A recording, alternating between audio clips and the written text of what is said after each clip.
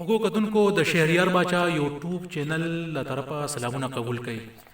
نن به په ښاغلي پروګرام کې د ډیوا پښتو ادبي ټولنې هریانکوټ سرپرستیاله حاجي زیراب ګلګل عثمان خیل ریټایر ډي اس پي ستاسو سره د کورونا وایرس په حواله لیکلی شوی خپل یو نظم شریک کوي، نو تاسو هم په شریکه واورئ.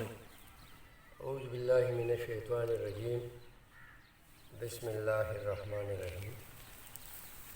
زه د دې چینل شکریه ادا کوم چې هغوی ما ته دا مقرره کړه چې په کرونا باندې کوم لیکل ما کړي دي هغه خپلو مینوالو ته ورسو.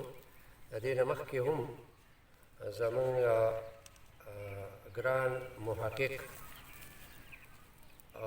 امجد علي استاد پروګرام کړی و او په هغې باندې موږ کرونا وایرس باندې ما یو دعا یو نظم ویلی و او په دې ما ډېر لیکل کړي دي او داسې وخت په وخت به موږ دا لیکل د خپل مینهوالو سره شریکوو.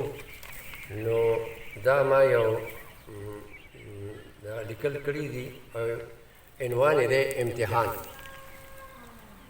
کرونا وایرس امتحان دی ځان بیدار کا. کرونا وایرس امتحان دی ځان بیدار کا، ملا دې وتړی انسان ځان تیار کا.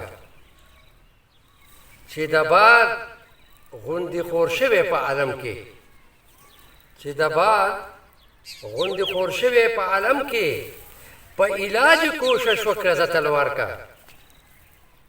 لوی سبب له فطرت نه بغاوت دی، لوی سبب له فطرت نه بغاوت دی. شا بزر شا توبه ګار شه ځان په لار کا. عذابونه دې راغلي په دنیا، عذابونه دې راغلي په دنیا.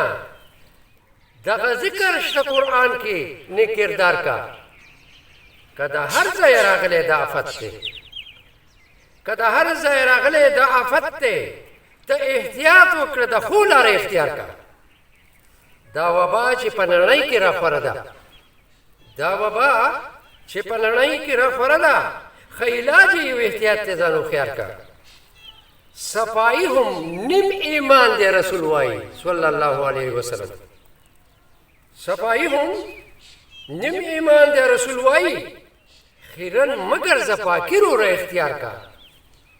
طبیبان د هر وطن ګوته په خوله دي، طبیبان د هر وطن ګوته په خوله دي. څوک په غلا شي چې رب یې ګرفتار کا، څوک په څه غلا شي چې رب یې ګرفتار کا. او مقطع دا ګوله صبر تحمل د دې علاج دی، ګوله صبر تحمل د دې علاج دی. واقعا د ایوب ګوره استغفار کا. ډېره مهرباني.